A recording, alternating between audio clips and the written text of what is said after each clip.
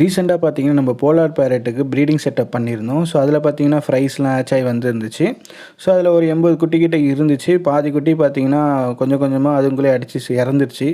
Balance பார்த்தீங்கன்னா ஒரு 20 குட்டி தான் இப்போதைக்கு இருக்குது. ஸோ குட்டிங்க இருக்கும்போதே திரும்பி பேரண்ட் ஃபிஷ் பார்த்தீங்கன்னா எக்லே பண்ணியிருக்கு. ஸோ அந்த எக்லே பண்ணி குட்டியும் வந்துருச்சு. ஆல்ரெடி டேங்க்கில் இருக்க ஃப்ரைஸ்லாம் பார்த்தீங்கன்னா செகண்ட் பேட்சில் இருக்கிற ஃப்ரைஸ் எல்லாம் சாப்பிட ஸ்டார்ட் பண்ணிடுச்சு. ஏன்னா இது ஃபஸ்ட்டு பேட்சில் பிறந்த குட்டி பார்த்தீங்கன்னா 15 நாள் கிட்ட ஆகுது. ஸோ பிளட் வார்ம்ஸ் சாப்பிட்ற ரேஞ்சு வந்ததால் சின்ன சின்ன ஃப்ரைஸ் எல்லாம் சாப்பிட ஸ்டார்ட் பண்ணிடுச்சு. ஸோ இதுக்கு மேலே டேங்க்கில் ஒன்றா வச்சா எல்லா ஃப்ரைஸும் சாப்பிட்றோம் இதுங்களாம்.